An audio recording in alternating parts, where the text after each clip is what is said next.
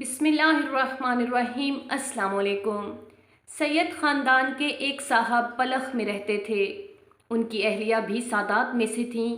اللہ تعالیٰ نے اولاد میں ان کو صرف بیٹیاں عطا کی تھیں۔ وہ بہت غریب تھے، اکثر اوقات فاقہ کشی سے زندگی گزار رہے تھے۔ اچانک وہ صاحب اپنی بیوی اور صاحبزادیوں کو چھوڑ کر انتقال کر گئے۔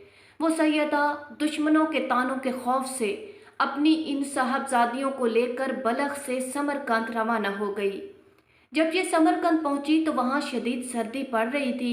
اس نے اپنی ان بیٹیوں کو مسجد میں بٹھایا اور خود کھانے کی تلاش میں باہر نکل گئی۔ اسی تلاش میں اس کا گزر دو مجمعوں کے پاس سے ہوا۔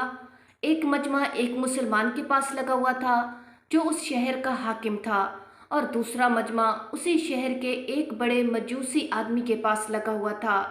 سب سے پہلے وہ اس مسلمان حاکم کے پاس گئی اور اس کے سامنے اپنی غربت کا پورا حال بیان کیا اور کہا کہ مجھے آج رات کا کھانا چاہیے۔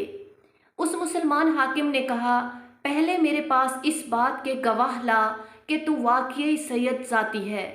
اس جواب پر اس خاتون نے کہا، مجھے تو اس شہر میں کوئی نہیں جانتا۔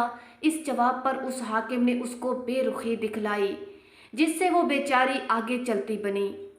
اس سید زادی نے پھر اس مجوسی شخص کا رخ کیا، اسے اپنی ساری پریشانی بتائی اور اس مسلمان حاکم کا بھی پورا ماجرا کہہ سنایا۔ اس مجوسی آدمی نے سید زادی کی پریشانی سن کر اپنے اہل خانہ کو اس عورت کے ساتھ مسجد بھیجا۔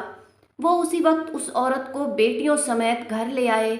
اس مجوسی نے ان کے لیے اپنے گھر میں قیام و طعام کا انتظام کیا، نیز عمدہ قسم کے کپڑوں سے انہیں نوازا۔ جب آدھی رات گزر گئی تو اس مسلمان حاکم نے خواب میں دیکھا کہ قیامت قائم ہو گئی ہے۔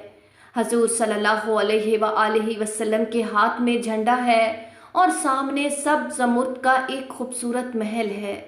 تو اس نے کہا، یا رسول اللہ، یہ محل کس کا ہے؟ آپ صلی اللہ علیہ وآلہ وسلم نے فرمایا، ایک مسلمان آدمی کا ہے۔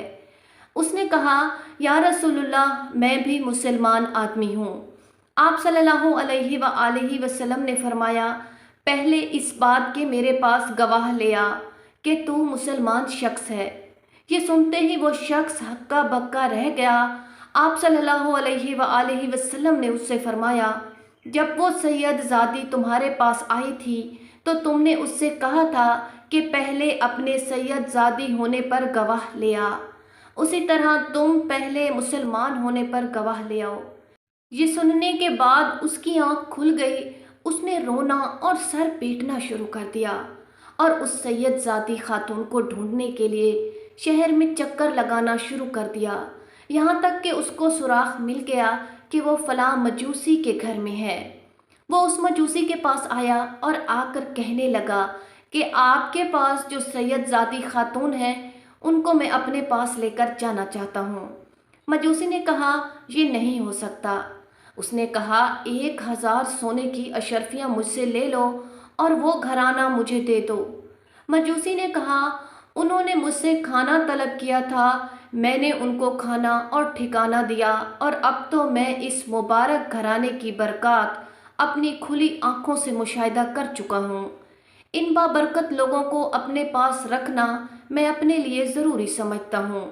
پھر وہ مجوسی کہنے لگا، جس چیز کو تم طلب کر رہے ہو میں اس کا زیادہ حقدار ہوں۔ وہ محل جو تم دیکھ کے آ رہے ہو وہ میرے مقدر میں ہے۔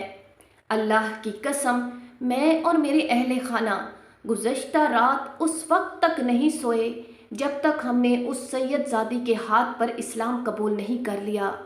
اور سنو، جیسا خواب تم نے دیکھا ہے ویسا ہی خواب میں نے بھی رات کو دیکھا ہے۔ اس میں رسول اللہ صلی اللہ علیہ وآلہ وسلم نے مجھ سے دریافت فرمایا تھا کہ وہ سید زادی اور اس کی صاحبزادیاں آپ کے پاس ہیں؟ میں نے عرض کی، جی ہاں۔